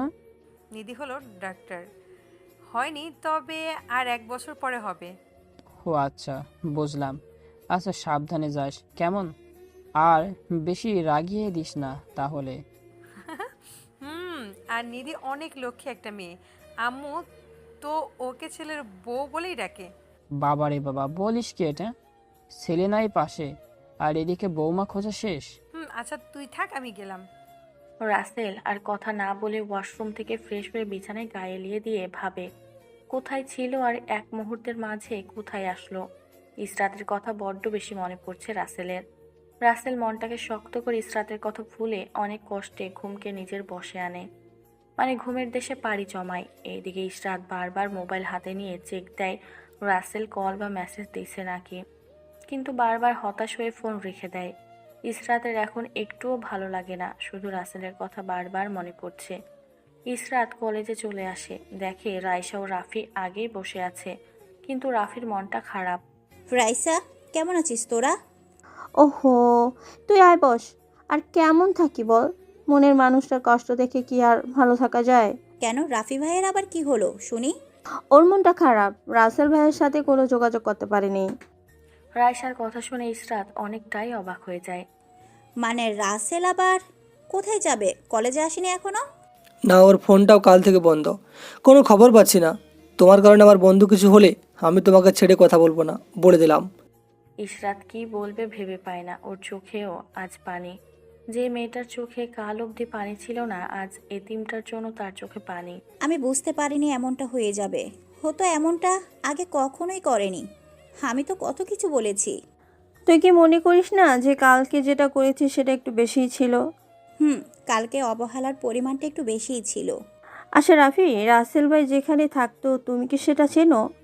চিনি তো, ওই বস্তিতে থাকি। তাহলে চলো আমরা বরং গিয়ে দেখে আসি ভাইয়া অসুস্থ হয়ে বাসায় বসে আছে নাকি অভিমান করে ফোন বন্ধ রেখেছে। চলো তাহলে। আমিও যাব, তোমাদের সাথে, প্লিজ মানা করো না। আচ্ছা চলো। তারপর ওরা তিনজন রাসেল যেখানে থাকতো সেখানে চলে আসে। রুমে ঢুকে দেখতে পায় ঘরে চৌকি পর্যন্ত নেই, শুধু মাটিতে একটা পাটি বিছানো আর তার পাশে ভাঙা একটা টেবিলে গুছিয়ে রাখা কয়েকটা বই। এক কোনায় একটা মোবাইল সিম আর সাদা কাগজ পড়ে থাকতে দেখে রাফি হাতে নেয়। কি এটা? ওকে, এই সিম আর মোবাইলটা আমি কিনে দিয়েছিলাম কথা বলার জন্য। কাগজটা খুলে দেখেন কি লেখা আছে। সেটাই দেখি আমার বন্ধু কি লিখেছে। রাফি কাগজটা হাতে নিয়ে পড়তে শুরু করে।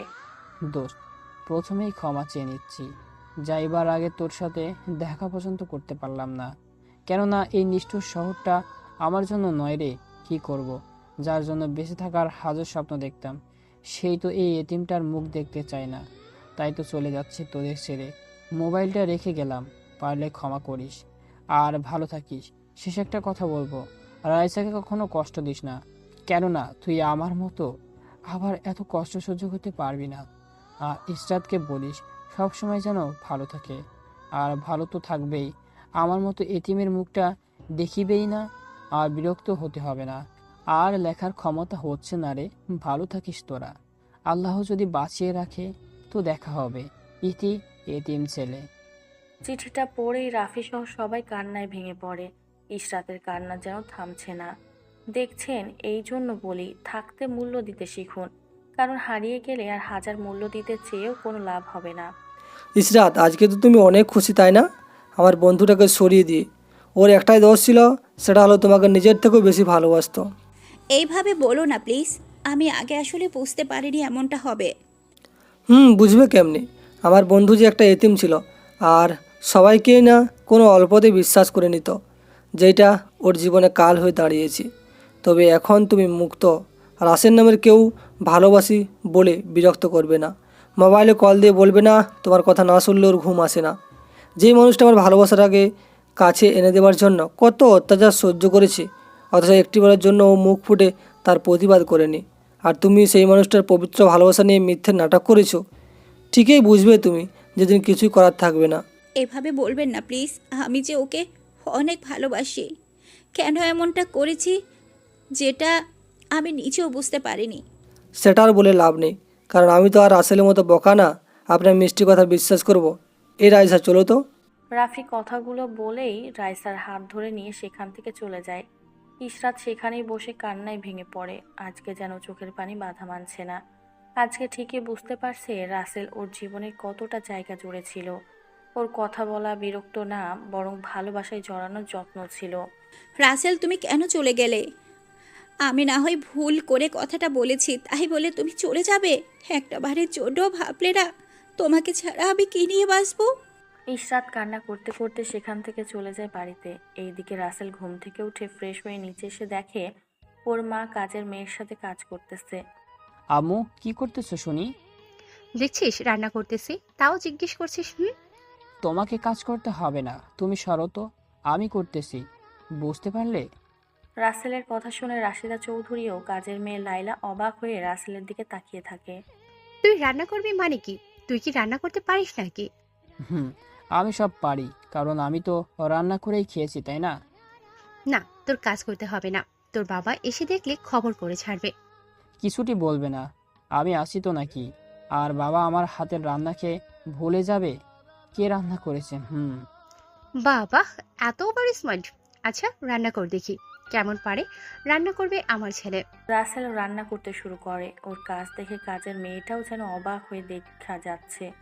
পাক্কা 2 ঘন্টা বাদে রাসেলের সব কিছু রান্না করা শেষ হয়ে যায়। রাসেল রান্না শেষ করে। এত কিছু তুই কিভাবে রান্না করতে পারিস, যেখানে লায়লাও মনে হয় এত কিছু রান্না করতে পারে না? হে আম্মু, তোমার ছেলের সব গুণ আছে বুঝলে। সেটা তো দেখতেই পাচ্ছি। আচ্ছা, তুই বরং এখন গিয়ে গোসল করে ফ্রেশ হয়ে নে, একটু পরেই তোর বাবা চলে আসবে। আচ্ছা, আমি গেলাম। ওনাকে দিয়ে তুমি সবকিছু টেবিলে সাজিয়ে রাখো, কেমন? সেটা নিয়ে তোর কোনো চিন্তা করতেই হবে না। তুই গিয়ে আগে ফ্রেশ হয়ে নে।